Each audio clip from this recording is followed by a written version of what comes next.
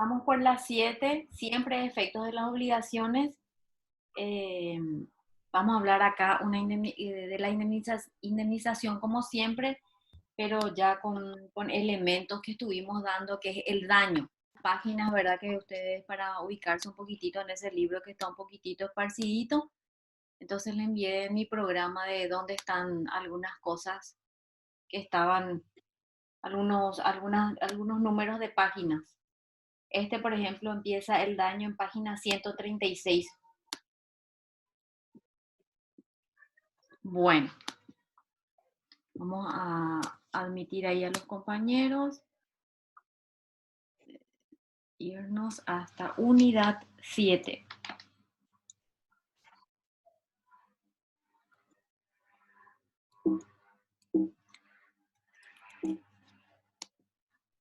Espero estén ustedes también poniendo, estuve viendo la asistencia. Estuve corroborando que hay chicos que entraron ayer, otros que tienen varios días de no entrar en el campus, tienen que entrar como ya es importante que entren. ¿Dónde está? Carol tiene. ¿Arriba? No está acá. Aspectos. ¿Para qué? Daño. Ahí está. 7. Unidad 7. Admitimos y ahí. Les silenciamos a todos para que podamos continuar rápidamente y entonces poder hablar al final. Bueno, unidad 7 dice, siempre ejecución indirecta. Indemnización como siempre, ¿verdad? Ya le dimos una introducción a lo que es la indemnización, ¿verdad? Hace rato, ¿verdad? Dice, cuando el incumplimiento de la obligación se hace imposible por haberse agotado, ¿verdad?, todas las posibilidades de ejecución por culpa imputable al deudor, corresponde al acreedor la indemnización de los daños que tal incumplimiento pudiera acarrear. 420 y demás artículos. Bueno, entonces ahí se dan ciertos supuestos. A, para emplear los medios legales a fin de que el deudor cumpla con la prestación. B, para procurarla por otro a costa del obligado y para obtener las indemnizaciones pertinentes. La acción de daño incumbe al acreedor cuando la inejecución de la obligación es imputable al deudor o cuando toda posibilidad de ejecución se haya agotada. Ya sabemos todo eso, ya vimos. Pero ahora vamos a hablar en este programa específicamente del daño. Ustedes van a ver ahí, del daño. Hay algunos puntos que se encuentran traducidos o que se encuentran desplegados dentro del programa. Ustedes no se preocupen porque esta es una materia en la cual su programa no está tan actualizado y a veces confunden un poco, ¿verdad?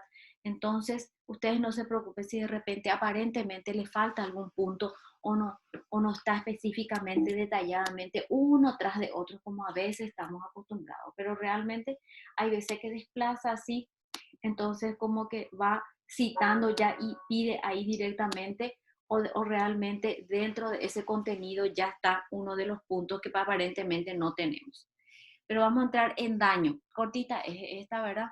Pero tenemos que saber bien cuándo hay daño, porque si no hay daño, entonces es un elemento que tiene que existir para poder pedir la indemnización. Entonces la noción del daño, dice el daño, un ratito ahí, admitir a los compañeros, el daño tal como va a ser tratado en este lugar, es el daño como elemento de resarcimiento que significa el tema, que significa que el tema no va a ser considerado en su real amplitud, sino apenas como constitutivo del deber resarcitorio. O sea, es un elemento constitutivo, apenas dice, uno de los elementos. Porque recuerden, si hay daño, pero puede ser que no haya imputabilidad. En este caso vamos a hablar específicamente del daño. En forma primaria podemos entender como daño físico, todo perjuicio provocado por fuerzas naturales. Pero además de ser fenómenos físicos del daño, puede ser un fenómeno jurídico, es decir, Dios, los perros. Pero además de ser un fenómeno físico, el daño puede ser un fenómeno jurídico, es decir, susceptible de ser jurídicamente calificado. Más específicamente, el daño inclusive puede ser un efecto jurídico, pero nosotros aquí lo vamos a considerar más bien como una causa productora de efectos jurídicos, o sea, como un hecho jurídico. Ahora bien, vale destacar que no todos los daños de orden físico produzcan consecuencias jurídicas. El derecho elige sobre aquello a los cuales quiere investir la calificación propia. La elección recae en el daño ocasionado por un acto ilícito. Ahí vamos a admitir.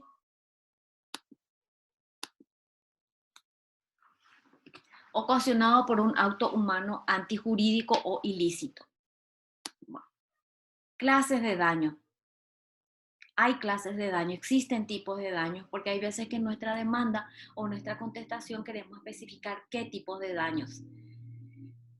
En violencia doméstica, por ejemplo, usamos mucho ese tipo digamos, de clasificación, ¿verdad? Porque no solamente ya es daño físico, ese tipo de cosas puede ser psicológico, ¿verdad? Que no se pueda hacer tangible, que no se pueda ver, ¿verdad? Pero existe y existen otras formas de probar.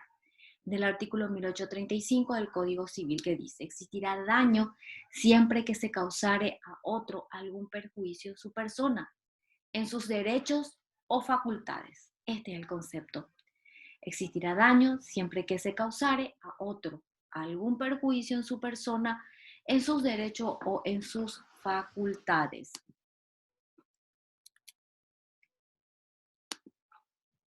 Admitir.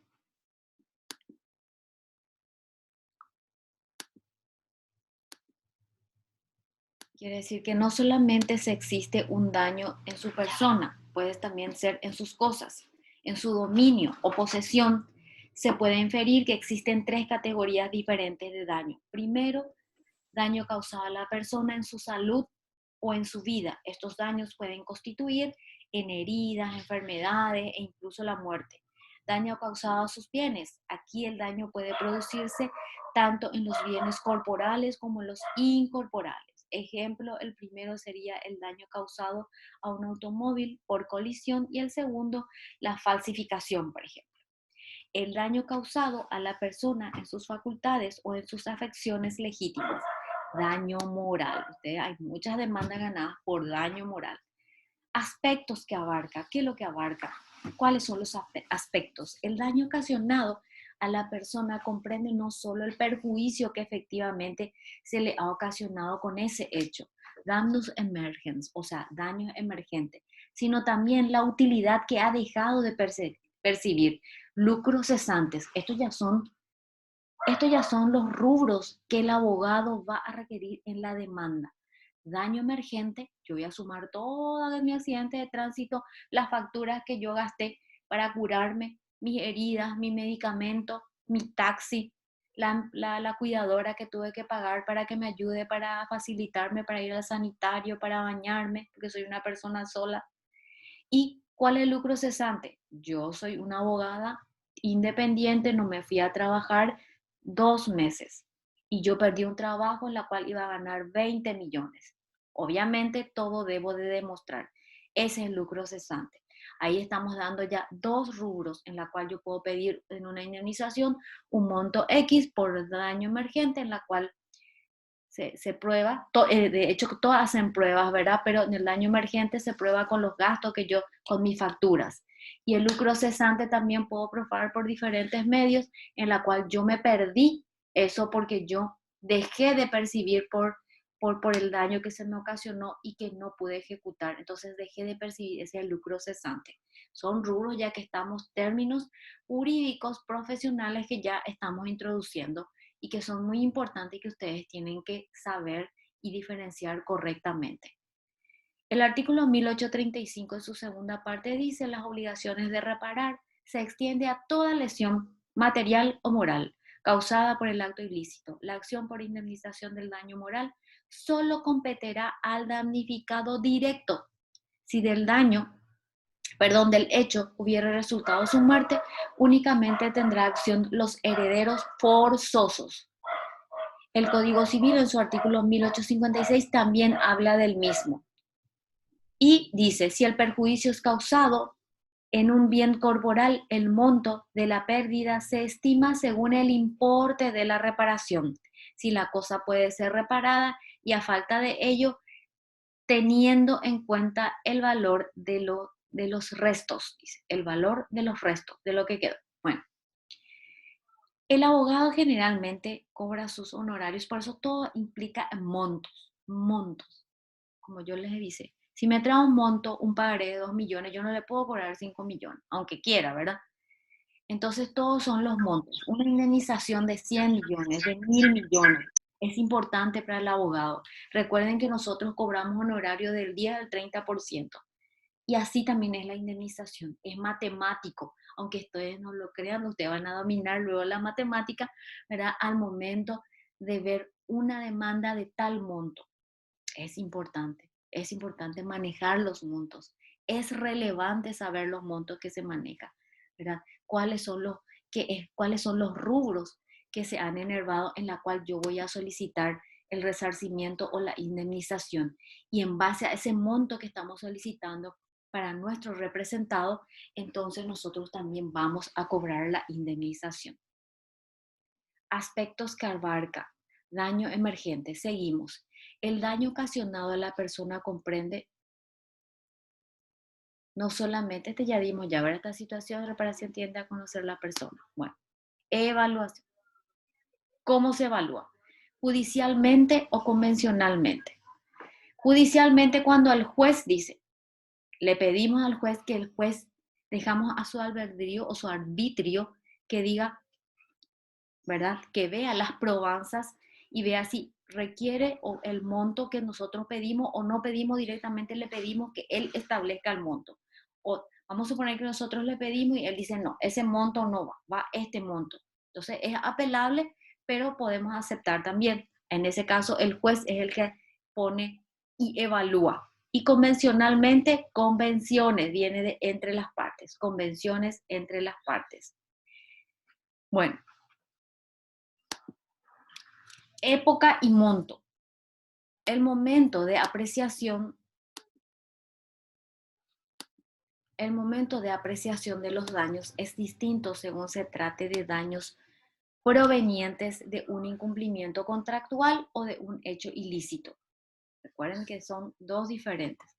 La contractual, si bien la doctrina no es uniforme al respecto, la mayoría de los autores advierte que el perjuicio debe ser apreciado al tiempo de ejecución del contrato. Sin embargo, Borda es un doctrinario en la parte de contratos maravilloso, que ustedes tienen que leer su libro, tienen que ver, googlear un poquitito y sus libros son maravillosos. Echan muchísima luz a muchas lagunas que nosotros los abogados podemos tener y estamos utilizando constantemente sus textos. Borda considera esta solución como regla general arbitraria, pues considera más lógico distinguir dos situaciones según se demande la resolución del contrato por incumplimiento o el cumplimiento y además daños y perjuicios. En el primer caso se inclina por la apreciación al tiempo de ejecución y en el segundo estima que la apreciación debe hacerse al tiempo que el demandado resistió la sentencia que disponía su cumplimiento. Asimismo también son los tribunales acá de Paraguay, ¿verdad? Nosotros tenemos, por ejemplo, el criterio de ciertas salas. Cuando nosotros apelamos, nosotros queremos que caigan ciertas salas, ¿verdad? ¿Por qué? Porque hay salas que otorgan, que tienen ciertos criterios, pero que no son antijurídicos, que tampoco cometen hechos ilícitos los magistrados, pero hay ciertos criterios. Hay ciertos criterios que, por ejemplo, hay veces que no dan indemnización cuando la persona que se siente agraviada solicita una indemnización por haber sido beneficiada con una salida procesal, por una suspensión condicional del procedimiento. Hay jueces que no hace lugar a la demanda, ¿verdad? Entonces, en apelación estamos hablando, entonces nosotros sabemos ya cuáles son las salas en las que realmente, y nosotros nos gustaría, ¿verdad? Inclusive buscamos fallos que caiga en esa sala y buscamos fallos de esas salas en la cual hacen lugar a ese pedido que también nosotros estamos interponiendo en ese momento. Existen criterios de esa manera diferentes. Ustedes me van a decir, pero ¿cómo puede ser? Y así es la realidad y ustedes lo verán también en la práctica. Los jueces penales de garantía, los jueces penales civiles y comerciales de primera instancia, todos tienen a veces criterios en los cuales ellos tienen esas facultades y tienen criterios diferentes, ¿verdad? Nosotros ya sabemos que ese juez te va a hacer lugar y otros ya sabemos que va a rechazar o que tiene un criterio diferente en la cual te impone otros requisitos que normalmente otro magistrado no te va a imponer. Época y momento seguimos, si bien obviamente es más equitativa esta solución desde el punto de vista, a ver, sí, sacamos un poquitito.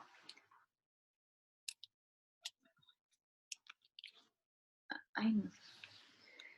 Práctico, dice, complica la cuestión, pues supone para la evaluación una nueva fase procesal con nuevas pruebas a probar, a aportar, entre las cuales estaría la demostración de la resistencia del condenado a cumplir la sentencia del juez. Sintetizando, podemos decir que la solución del maestro argentino está más acorde con la justicia, pues distingue situaciones que en rigor no son exactamente iguales. Bueno, la responsabilidad extracontractual se discute en doctrina y en jurisprudencia si los daños deben estimarse al tiempo de producirse el hecho o al tiempo de la sentencia, teniendo en cuenta el tiempo que pudo haber transcurrido entre uno y otro momento. En nuestro país, la jurisprudencia se inclina, a lo que le estoy diciendo, se inclina a apreciar el daño al tiempo de su producción, pero que sería más justo apreciarlo al tiempo de la sentencia, teniendo en cuenta el tiempo que pudo haber transcurrido entre uno y otro momento. Imagínense cuánto tiempo tarda una demanda de indemnización de daño y perjuicio. Nosotros hace 3 años que tuvimos el accidente, ya vendimos 3 veces ya el vehículo, ya no sabemos qué pasa, hay gente que queda inválida, a veces la justicia es un poco injusta realmente, ¿verdad? Entonces yo me inclino realmente eh, con Borda que decir que realmente se tiene que cobrar con todos los intereses al momento de la sentencia. Se hace de vuelta una liquidación, así como la parte laboral, no hay ningún obstáculo, no es óbice para nosotros, digamos, solicitar que se incluya todos los intereses al momento de la sentencia para que se pueda hacer realmente, para que sea equitativa al tiempo que tuvimos que esperar para resolverse esa demanda. Entonces, eso es lo que estábamos hablando del tiempo. La prueba de todo lo que decimos y de todo lo que hablamos o planteamos tiene que haber prueba. Como el daño es un elemento inexcusable de la acción resarcitoria, el actor debe justificar la existencia del daño que ha sufrido, sea que el daño haya causado un perjuicio mínimo o importante. En los casos de daño eventual, la acción no puede iniciarse porque se requiere que el perjuicio exista, pero puede ocurrir que la simple posibilidad de un daño cree un perjuicio inmediato, como sería en el caso de que existe un peligro de explosión que disminuyera el valor actual de las propiedades afectadas por ese riesgo. Eso fue un ejemplo nada más. En tal caso, para entender un poco mejor, la acción sería procedente en este caso, pues el perjuicio se produce y puede ser objeto de una estimación. En los casos de daño futuro, la víctima puede iniciar la acción inmediatamente, si el perjuicio puede ser calculado de un modo exacto y los jueces acordarán una indemnización, sea bajo la forma de capital o de una renta. Daño moral, el famoso daño moral.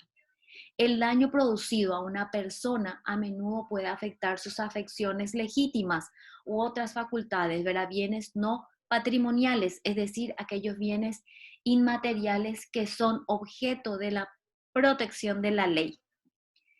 En este caso, la indemnización tiene por objeto compensar el perjuicio inmaterial con el único objeto material capaz de hacerlo en alguna medida, la indemnización en metálico. Puede ser cuantificable, mi daño moral se quedó afectada, entonces puede ser cuantificable ese daño moral. Pero para que pueda decirse que existe un interés lesionado, es menester que el damnificado o el dañado demuestre que el menoscabo afecta afecta a la satisfacción o goce de bienes jurídicos, bienes que son tutelados jurídicamente, bienes inherentes a la persona humana estamos hablando. Recuerden que daño moral. La reparación económica no tiene por objeto restituir lo que se ha perdido o afectado, fama, buen nombre, reputación, etcétera, sino compensar ese perjuicio inmaterial. Nuestro Código Civil regula en el artículo 1835 que dice existirá daño siempre que se causare a otro algún perjuicio en su persona, en sus derechos o facultades o en las cosas de su dominio o posesión. Ese ya le mete así todos en una bolsa. Reconoce además expresamente que la obligación de reparar se extiende a toda lesión, material o moral, dice, causada por un acto ilícito. Finalmente establece que la acción por indemnización del daño moral solo compete al damnificado, que ya vimos hace rato, directo, damnificado directo. Y en caso de muerte, dice que tendrá la acción solo los herederos forzosos. Nuestro código no distingue, eso es importante que ustedes sepan, nuestro código no distingue, dice el Código Civil no distingue entre daños derivados del incumplimiento contractual o de otras causas, artículo 421, en su primer párrafo que se refiere a la responsabilidad contractual establece que el deudor responderá de todos los daños y perjuicios que su dolo o culpa irrogaren al acreedor en el cumplimiento de su obligación. Habrá culpa cuando se omitiere aquellas diligencias exigidas por la naturaleza de la obligación y que corresponda a las circunstancias de las personas, tiempo, lugar. La responsabilidad por dolo no podrá ser dispensada. Ya leímos 1000 veces ese artículo, ¿verdad? Entonces dice, no habiendo este artículo distinción alguna, porque tendría que distinguir, ¿verdad? La parte de daño moral y pudiendo el incumplimiento contractual ocasionar daño y perjuicio en el orden moral también. Entendemos que en los casos de responsabilidad contractual, la reparación del daño moral ha de tener lugar. Y de hecho que es así. La jurisprudencia y la doctrina nos enseña que así es. Igualmente nosotros invocamos ese artículo porque dice ahí que tiene que ser objeto de reparación todo tipo de daño. No especifica lo que es la parte moral, pero se subentiende como se dice. Por eso que es importante que nosotros leamos y que sepamos que dice que el código no distingue. Y en los artículos que invocamos, cuando interponemos nuestra demanda o cuando la contestamos, invocamos ese artículo pidiendo el daño, también incluyendo el tema del daño moral. Bueno, unidad 8, rapidito, pues, bueno, efecto de las obligaciones, siempre efectos. Indemnización, ahí que está un poquitito mal escrito, bueno, ustedes me van a perdonar. Bueno, ya vimos eso legalmente, judicialmente, de cualquier manera, la indemnización que tenemos que siempre en el tren de indemnizaciones, ya vimos hace rato lo que es los elementos de la indemnización y ahora vamos a dar, vimos el daño y vimos los distintos elementos, la anticuricidad, ¿verdad? Y el daño, la anticuricidad y ahora vamos a entrar en algo específico que es la cláusula penal. Ustedes van a ver en la unidad 8, que es una forma también, porque viene nuestro cliente y dice, yo quiero cobrar, necesito cobrar, asegúrame esto. Entonces ya le incluimos en la obligación principal. No olviden, es una pregunta de examen que la cláusula penal es accesoria a la principal. Entonces es una penalidad. Vos no llegas a pagar tu obligación o no llegas a cumplir, porque no siempre es pagar solamente. Recuerde que hay diferentes tipos de obligaciones. Entonces, en mi contrato ya existe la cláusula penal. En este caso sí o sí tiene que ser contractual. No solamente así como el daño moral, en la cual podemos pedir en otros hechos, en hechos que no son precisamente contractuales. Bueno, eso no implica que tampoco si sea contractual yo no pueda pedir daño daño moral, ¿verdad? Pero en este caso, la cláusula penal debe ser sí o sí contractual. Bueno, acá hay una pequeña introducción, dice, podrá estipularse, el artículo 454 es la que ejemplifica, podrá estipularse, dice, una pena para el caso de incumplimiento total o parcial, o de retardo en la ejecución de una obligación, sea en favor del acreedor o de un tercero. En cada uno de esos casos, la pena sustituye a la indemnización de los daños e intereses respectivos. Un ratito, vamos a admitir ahí a los compañeros. 28 ya estamos. Hace rato también llegamos a 28.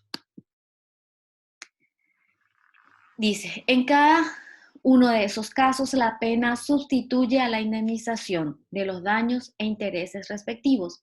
El acreedor no tendrá derecho a una pena mayor, aunque pruebe que la indemnización no es suficiente. Para obtenerla no está obligado a probar que ha sufrido perjuicio. ¿Por qué? Porque ya está estipulado en el contrato. Ni el deudor se eximirá de satisfacerla probando que el acreedor no ha sufrido perjuicio alguno. Aquí no tiene nada que ver el daño o el perjuicio. Acá se estipuló la cláusula penal y no hay caso. Tenemos que abonarla. Tenemos que cumplir con ello, con este accesorio. En este supuesto se estima que los daños han sido fijados de antemano por las partes. Estos daños predeterminados constituyen lo que se denomina cláusula penal. Estas son las cláusulas que nosotros firmamos casi siempre. Nosotros nos adherimos a ciertos contratos, firmamos, son adheridos, les digo, porque a veces nos abocamos a aceptar todo lo que la otra parte o esa empresa, puede ser una empresa de telefonía o servicios básicos, no tenés de otra, tenés que adherirte únicamente a las cláusulas que están establecidas en ese contrato. Firmamos, ¿verdad? Y en una de ellas podría eventualmente estar una cláusula penal, de hecho que tiene que decir cláusula penal, ¿verdad? Y en ella se va esbozando en qué consiste esa penalidad. Cláusula penal, concepto. También es pregunta de examen, ¿verdad? Como ya les dije, no sabemos si lo vamos a hacer personalmente, oralmente, el examen final. Sin embargo, ustedes tienen que dominar este tema. Es la cláusula accesoria, no es principal. Accesoria, incorporada a un acto jurídico por la cual se conviene en pagar determinada prestación para el caso de incumplimiento de las obligaciones asumidas por el deudor o de retardo en su incumplimiento. La cláusula penal reconoce su origen en el derecho romano, como siempre, en la institución llamada stipulatio poenae, que tenía por finalidad obtener un medio de obligar a los deudores a cumplir con la prestación a su cargo cuando se trataba de acciones no dotadas de acción. En el derecho moderno, se está agotando el tiempo. Bueno, vamos a ver acá.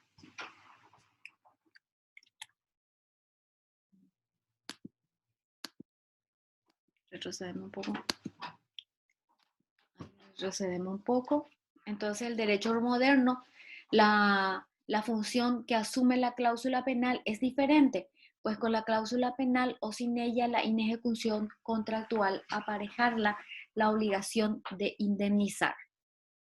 Sí o sí, entonces esa cláusula tenemos que cumplirla así una vez firmada el contrato. En el derecho moderno, varios autores atribuyen a la cláusula penal a una doble función, una compulsiva y otra indemnizatoria. ¿Verdad? Bueno, ustedes van a leer con mayor detenimiento, pero ya saben lo que es la cláusula penal y a qué se refiere en las obligaciones contractuales en las cuales se establecen y se estipula. Pero eso habilita al acreedor a no solicitar, le habilita a solicitar el cobro, ¿verdad? Sin que se requiera un daño u otro tipo de indemnización. ¿Cuáles son los caracteres? Ya dijimos que es accesoria. Y, a ver, bueno, primero que es accesoria, segunda que es subsidiaria, ¿verdad?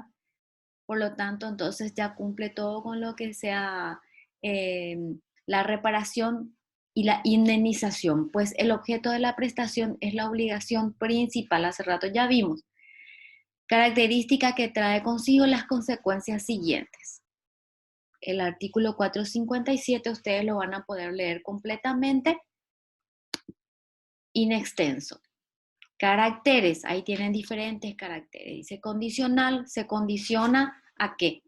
Dice que porque no funciona sino en caso de retardo, en incumplimiento. El contrato va a decir cláusula penal, en caso de incumplimiento, en caso de retardo, abonará el 20% más o lo que sea. 458 le va a traer más claridad. Puede ser estipulada en favor de un tercero, pero no precisamente para el acreedor, puede ser para un tercero. Quinto, el objeto de la prestación de ordinario consiste en prestar una suma de dinero, pero eventualmente puede consistir en una prestación de otro tipo. Estipula el 454 también. Es inmutable, puesto que ni el acreedor puede pretender una indemnización mayor a la establecida, no puede ser cambiada a establecida en la cláusula, demostrando la existencia de un daño mayor. Aunque haya tenido un daño mayor o no le alcanza ese el monto de la cláusula penal, no se puede cambiar, es inmutable. Analogía con otra figura. Dice que le parece a otra figura esa cláusula penal, ¿verdad? Dice que le parece a las obligaciones facultativas. Dice la cláusula penal tiene semejanza con algunas figuras en el derecho. Una de ellas es las facultativas. Es una obligación específica en la cual la gente firma un contrato por una obligación facultativa. Quiere decir que tiene la facultad, el deudor tiene la facultad de exigir tiene facilidades, tiene una facultad, puedo cumplir mi obligación con esto, con esto, con esto. O sea, no puedo decir que no es imposible que yo cumpla mi obligación porque la cosa pereció o por fuerza mayor, porque no hay un ejemplo, no sé, los caballos, porque no le estoy pidiendo efectivamente solamente caballos, le pido caballos, vacas, cabras o chanchos o cerdos, puede ser. Entonces tengo yo como deudor facultades en elegir, por lo tanto sí o sí tengo que cumplir con mi obligación. Le compara con eso en la cláusula penal, ¿verdad? Porque ya le incluye esa posibilidad de abonar la cláusula penal, esa penalidad, en caso de que yo incurra en mora o definitivamente no esté cumpliendo con mi obligación. Después hace otra analogía con la obligación alternativa que es semejante también a la facultativa, ¿verdad? Puede ser que le ponga dos alternativas. Entonces, sí o sí tiene que cumplir, está asegurada el cumplimiento de esa obligación para el acreedor. No puede, como ya les dije, invocar que la cosa ha perecido, que ya no existe, fuerza mayor o lo que fuera, en caso de que se destruya la cosa. Sí o sí tiene la posibilidad de cumplir o en el caso de la cláusula penal, con la indemnización. En el caso de las obligaciones alternativas, tiene ciertas alternativas para cumplir, ¿verdad? No creo que toditas hayan perecido, ¿verdad? Pero tiene ese cierto espacio, tiene otra posibilidad como la cláusula penal, digamos. Hay veces, por ejemplo, ¿en qué caso surge eso? Cuando una persona no está pudiendo conseguir ese préstamo o no está pudiendo conseguir ese negocio, entonces le plantea al deudor poner en la cláusula una penalidad en la cual yo me obligo a pagar el doble, un 20% más en caso de que yo me retrase. Entonces, eso hace que le incentive al acreedor a poder contratar con esa persona, ya que le está asegurando con esa cláusula penal. Entonces le está dando ciertas posibilidades y eso es lo que se está viendo con las analogías con otras figuras. Bueno, entonces con eso ya terminamos. Ahí está, ese es el fin. Ahora vamos a ver un poquito de audio para ver si quieren hacer algunas preguntas. No tenemos mucho tiempo, por lo menos les escucho un chiquitito. Profe, Sí, ¿hasta esta unidad entraría el examen, la primera parcial? exactamente, hasta unidad 8. El próximo jueves, yo no sé cómo vamos a hacer. Yo les quería plantear, yo voy a grabar nomás una videoclase para que ustedes puedan verla después del examen, porque el jueves pues empieza el examen y yo no sé si van a tener tiempo para dar también la videoclase, ¿les parece? Porque igualmente yo debo de dar la clase, ¿me entienden? Entonces estuve pensando en hacer la clase que no va a entrar dentro del examen, obviamente, y alzar ese video para que ustedes lo puedan ver y escuchar para no tener videoclase. O dejar para otro día, en todo caso, no sé, podríamos dejar en todo caso para sábado o domingo inclusive, cuando estemos más libres. Depende de ustedes, cómo les queda mejor. Pero hasta las 8 va a ser el examen. Este fin de semana voy a estar elaborando las preguntas para el cuestionario. Pero es hasta las 8, la unidad 8.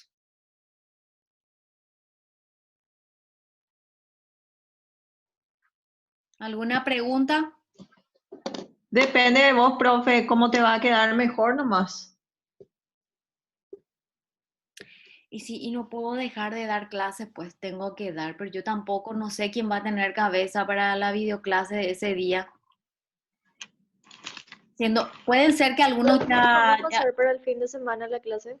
Sí, yo no tengo absolutamente un problema. Y podemos hacer sábado, domingo, ustedes no tienen nada sábado. No, profe. Y lo podemos dejar para el sábado entonces. Bueno. ¿Está bien? Vamos a hacerlo sábado. Sábado o domingo. ¿Están los chicos de turno mañana? Sí, profe. ¿Qué tal están ustedes? ¿Les queda bien, verdad, el examen el jueves? Sí. ¿Les queda bien? Sí, profe, ¿me escuchas? Bueno, cualquier cosa me avisan, ¿verdad? Supuse que no iba a haber ningún obstáculo porque nadie tampoco me dijo nada en el grupo de WhatsApp, ¿verdad? Que le coincide con otra materia o lo que sea, ¿verdad? Pero espectacular.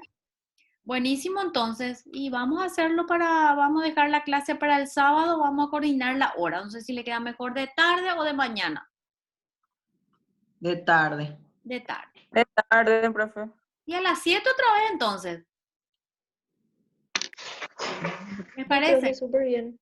Bueno. Sí. Lean otra vez un chiquitito, entonces, especialmente los conceptos. Los conceptos más bien lo que voy a estar dando, ¿verdad? Voy a dar algunos tips para el examen este fin de semana y para poder agilizar un poquitito eso y ustedes también puedan tener la tranquilidad de que no va a estar difícil el examen. Más bien los conceptos los que